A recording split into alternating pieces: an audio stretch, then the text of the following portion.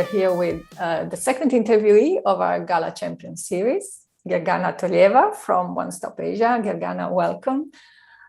We've spoken already in the past, so it's been great. So I'm looking forward to have another great conversation with you. But let's just start with the usual introduction. Tell us about yourself and your company. All right. So, as you already said, my name is Gergana, and I work as a global marketing manager at One Stop Asia. I do this for 3 years already, and I can say that I'm still fascinated with the work that I do. My regular work involves doing all the marketing activities and planning them for the company that I work for. And this means content, marketing strategies, lead generation, and stuff like this. And along with that, I also work in our software development department, which works with CRM implementations and processes optimization. So a lot of tasks there. But did you start in localization, or? Because I know the answer to that, but I want the story because it's interesting. Come on, give it. Actually, no. I didn't even know that localization industry existed until 3 years ago. And I have a very strong sales background. First, I was in real estate, and then for 3 to 5 years, I was a salesperson for a very big automotive brand. Mm-hmm. And afterwards, I needed a change. So I just saw an advertisement for sales and marketing, and I decided to apply. So still I'm here, And you're still here, you say, after 3 years. So what do you like about the localization industry?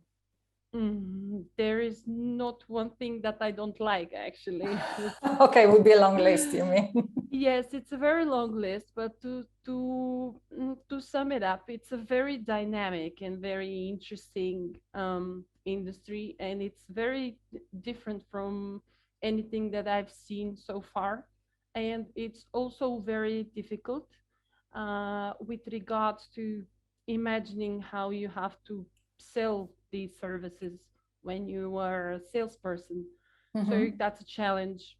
And the same goes for marketing in the sphere. And add to that the different B2B strategies, B2C companies, and everything. And it's a mix that you don't want to miss in general.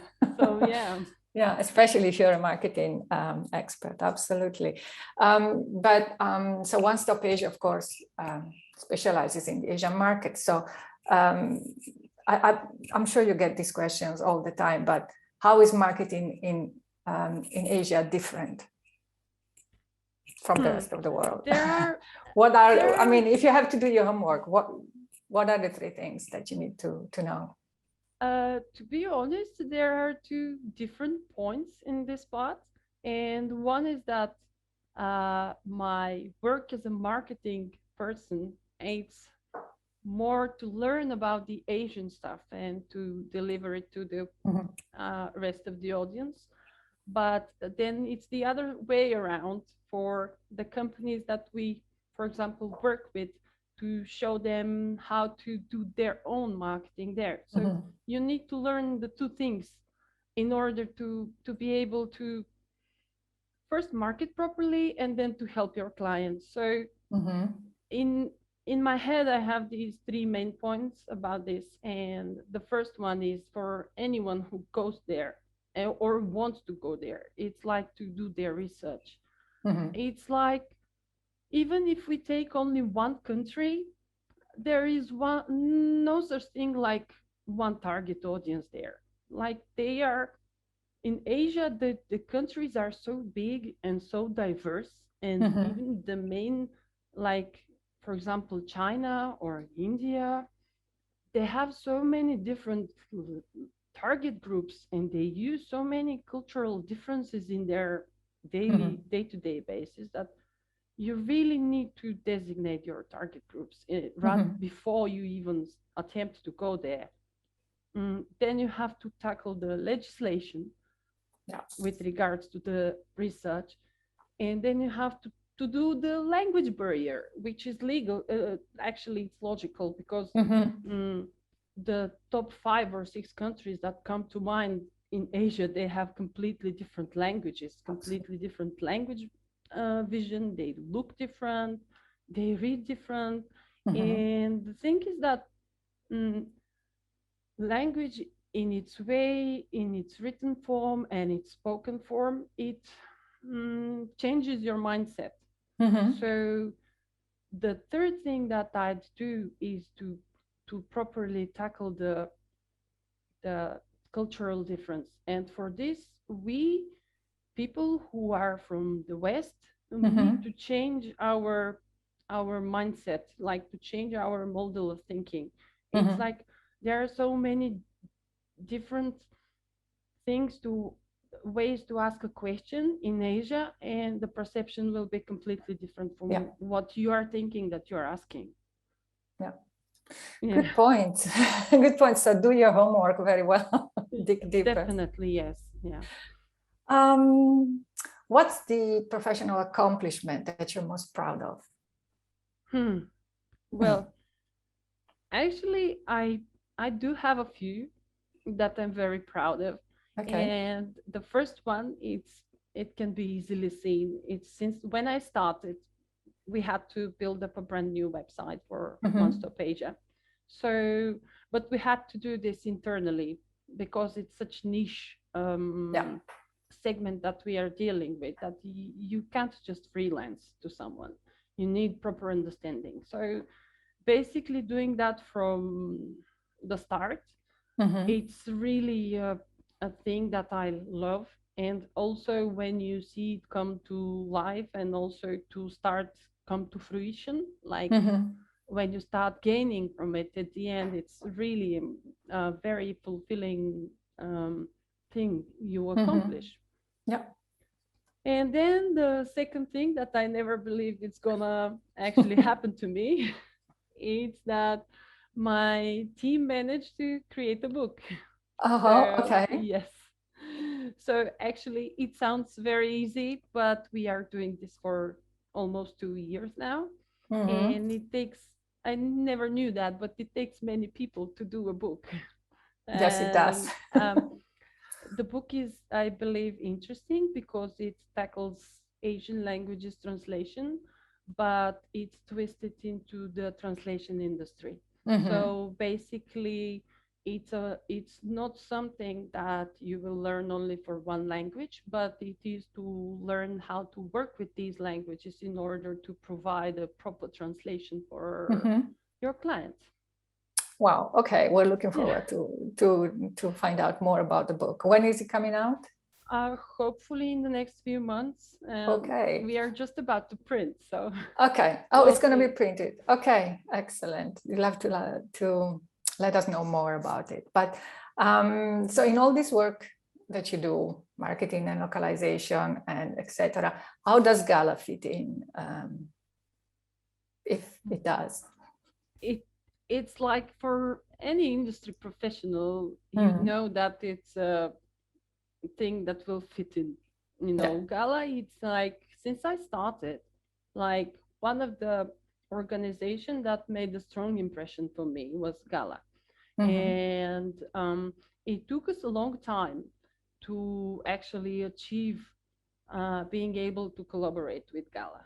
Basically, because in order to do it, you need to walk certain steps, make certain things happen, and then you have to learn. And I'm very happy that we recently have the chance to work together with GALA and to publish content.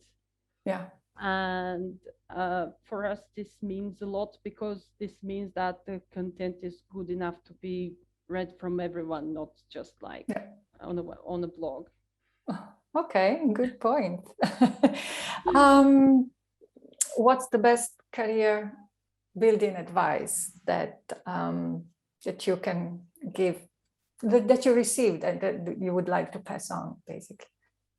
Oh, that's one thing that is sticking out with me for 3 years already.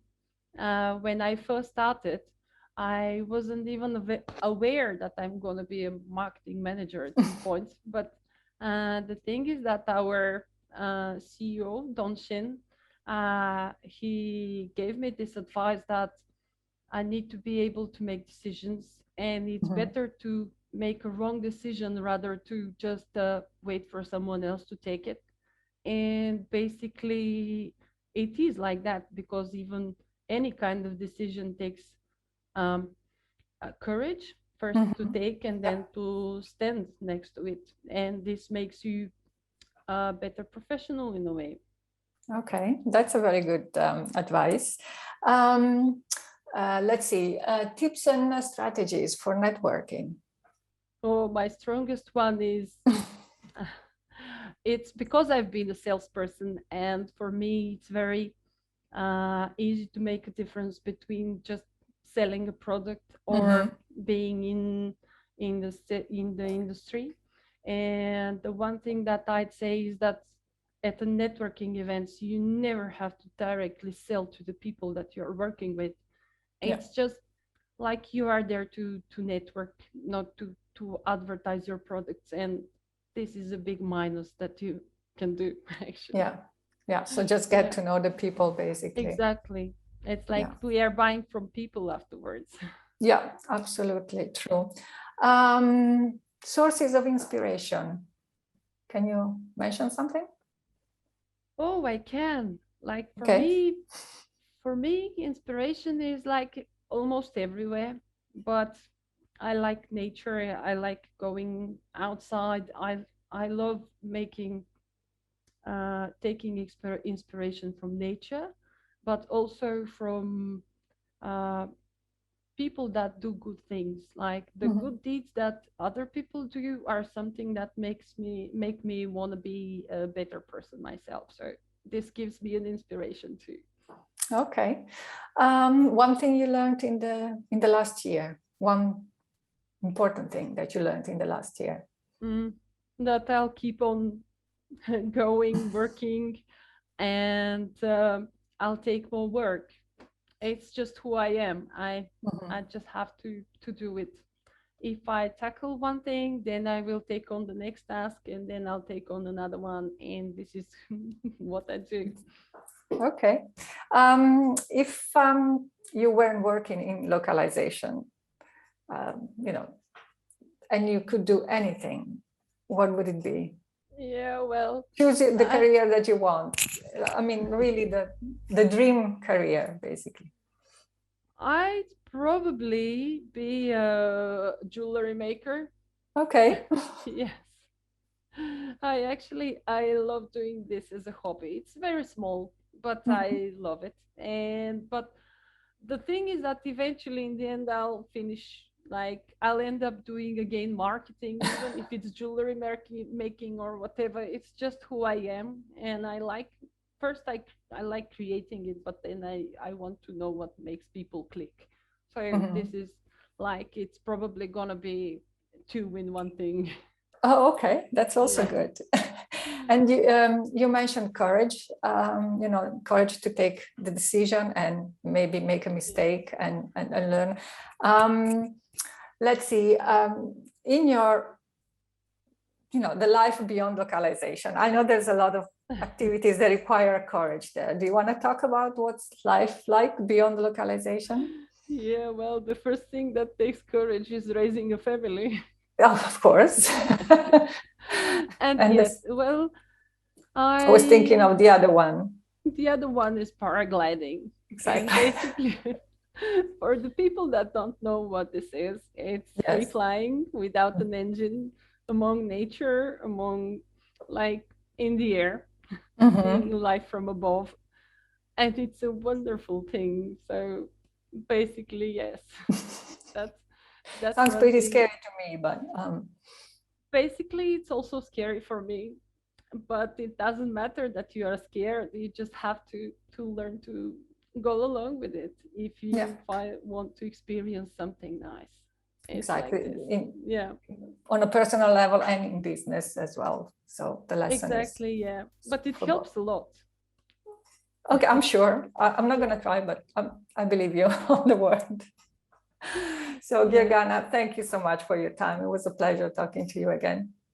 For me too. Thank you for inviting me. Very welcome. Yeah.